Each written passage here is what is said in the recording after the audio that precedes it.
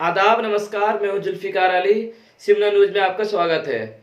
Corona virus के बढ़ते प्रकोप को देखते हुए दिल्ली में 20 अप्रैल से किसी भी प्रकार की कोई छूट नहीं दी जाएगी, जिसकी जानकारी खुद दिल्ली के सीएम अरविंद केजरीवाल ने प्रेस कॉन्फ्रेंस में दी।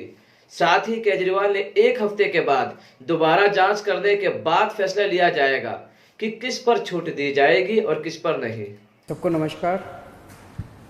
कल 20 तारीख है और केंद्र सरकार के दिशा निर्देशों के अनुसार कल से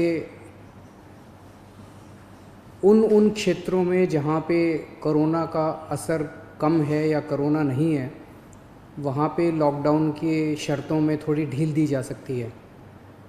तो हम सब लोगों को बैठ के ये सोचना है कि कल से क्या ढील दी जानी चाहिए और अगर ढील दी जानी चाहिए तो कितनी ढील दी जानी चाहिए।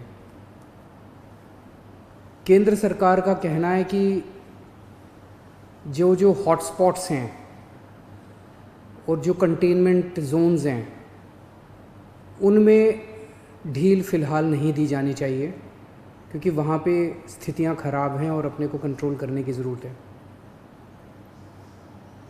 दिल्ली में 11 ज़िले हैं। दिल्ली के 11 ज़िले हॉटस्पॉट डिक्लेयर किए गए हैं। तो केंद्र सरकार के मुताबिक तो सभी कंटेनमेंट जोन्स में ढील नहीं दी जा सकती। हमने दिल्ली सरकार में अपनी भी असेसमेंट की। पिछले कुछ दिनों में मैंने कई एक्सपर्ट से बात की, लोगों से बात की, और उन सारी चर्चाओं का जो नतीजा निकला वो मैं आपके सामने रखना चाहता हूँ। पिछले कुछ दिनों से दिल्ली में कोरोना के केसेस में बढ़ोतरी होनी शुरू हुई है। हमने टेस्ट भी ज़्यादा करने चालू किए हैं। पिछले कुछ दिनों में हमने काफ़ी टेस्ट किए हैं दिल्ली के अंदर, और कोरोना के केसेस में बढ़ोतरी भी चालू हुई है। कल हमारे पास 736 केसेस के टेस्ट की रिपोर्ट आई। उन 736 में से 186 कोरोना के मरीज़ निकले, यानी कि 25% लोग कोरोना के मरीज़ निकले। 186 तो काफ़ी ज़्यादा है। ये 186 के 186 सभी एसिम्प्टोमेटिक हैं। इनमें किसी में भी सिम्टम्स नहीं है। किसी को बुखार नहीं है, किसी को खांसी नहीं है, किसी को सांस की शिकायत नहीं थी। उनको पता ही नहीं था कि उनको कोरोना है। उनको पता ही नहीं था कि वो कोरोना लेके घूम रहे हैं इधर उधर। ये और भी ख़तरनाक बात है कि कोरोना फैल चुका है। बहुत सारे लोग कोरोना लेके घूम रहे हैं, और ये बीमारी ऐसी है कि किसी को पता भी नहीं चलता कि मुझे बीमारी हो गई है। कई बार सिम्टम्स नहीं आते, बीमारी हो जाती है। किसी आदमी का इम्यून सिस्टम स्ट्रॉन्ग है और वो घूमता रहता है, और पता नहीं कितने लोगों को कर देता है। तो ये 186 लोग अपनी अपनी ज़िंदगी में घूम रहे थे। इनमें एक व्यक्ति से जब हमने बात की, उसने बताया जी मैं फलाने फलाने फूड सेंटर में, हम लोगों को खाना बांटते हैं ना, दिल्ली सरकार लोगों को खाना बांटती है, पका हुआ खाना रोज़ देते हैं हम, लंच और डिनर। वो कहता है जी मैं पिछले कुछ दिनों से रोज़ सरकार के फूड सेंटर में जाके खाना बंटवाने का काम कर रहा था। आप सोचो उसने वहाँ कितने लोगों को इन्फेक्ट कर दिया होगा। तो मैंने आज ही आदेश दिए हैं उस फूड सेंटर में जितने लोग आते हैं, मैं एज्यूम कर रहा हूँ कि डेली वही लोग आते होंगे एक सेंटर में खाना खाने के लिए, उन सब की रैपिड टेस्टिंग करवाएंगे जितने भी लोग आते हैं। और दिल्ली में जितने भी हमारे फूड सेंटर्स हैं, उन सभी फूड सेंटर्स में खाना बांटने वाले सभी वॉलंटियर्स का और कर्मचारियों का हम रैपिड टेस्टिंग कराएंगे। तो इससे ये दिखता है कि दिल्ली के अंदर इस टाइम फैलना चालू हो गया है। रोज़ कंटेनमेंट जोन्स बढ़ते जा रहे हैं जहाँ पे ऑपरेशन शील्ड लागू किया जाता है। आज की डेट में 77 कंटेनमेंट जोन बन गए हैं दिल्ली के अंदर। हमने कंटेनमेंट जोन्स में रैंडम टेस्टिंग कराई थी, कहीं से 200 का सैंपल लिया, कहीं से 180 का सैंपल लिया, कहीं से, वहाँ पे रैंडम टेस्टिंग कराई थी।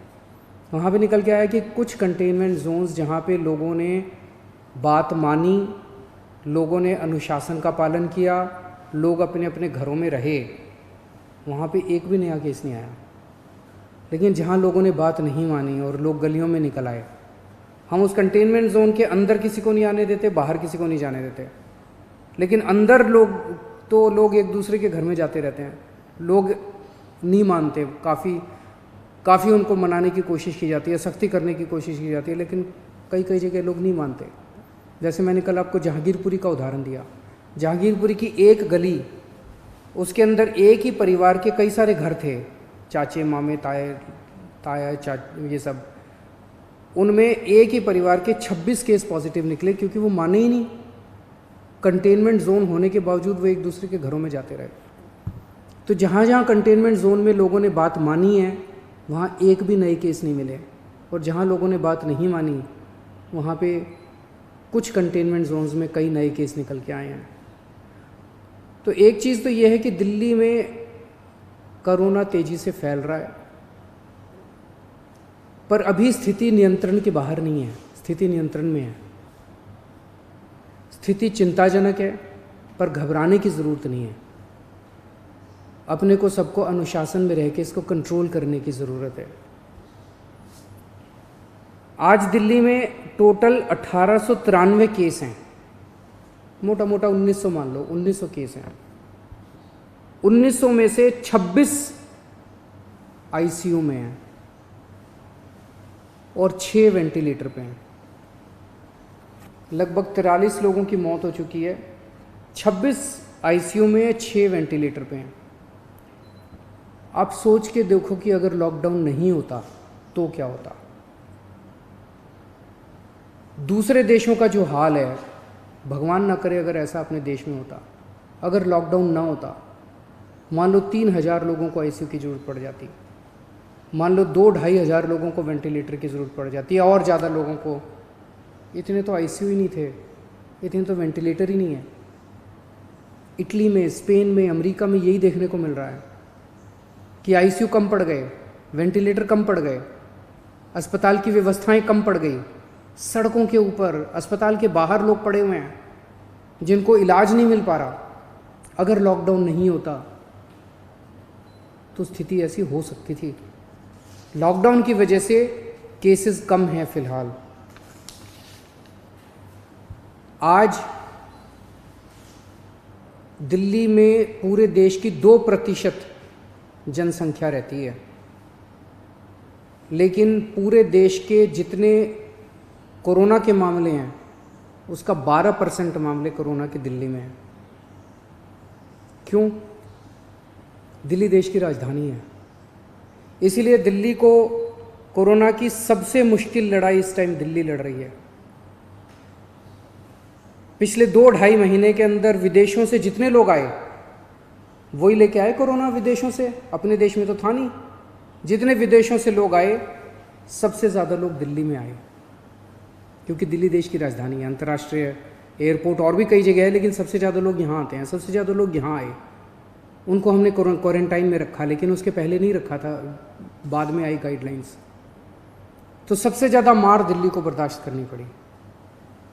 मरकज़ के अंदर जो इंसिडेंट हुआ उसका भी सबसे ज़्यादा मार दिल्ली को बर्दाश्त करनी पड़ी। इसे दिल्ली पे सबसे बड़ी जिम्मेदारी पड़ी। तो आज जब ये निर्णय अपने को लेना है कि कल से कुछ ढिलाई देनी है कि नहीं देनी, मैं भी देना चाहता हूँ ढिलाई। इतनी सख्ती बड़ी मुश्किल हो जाती है।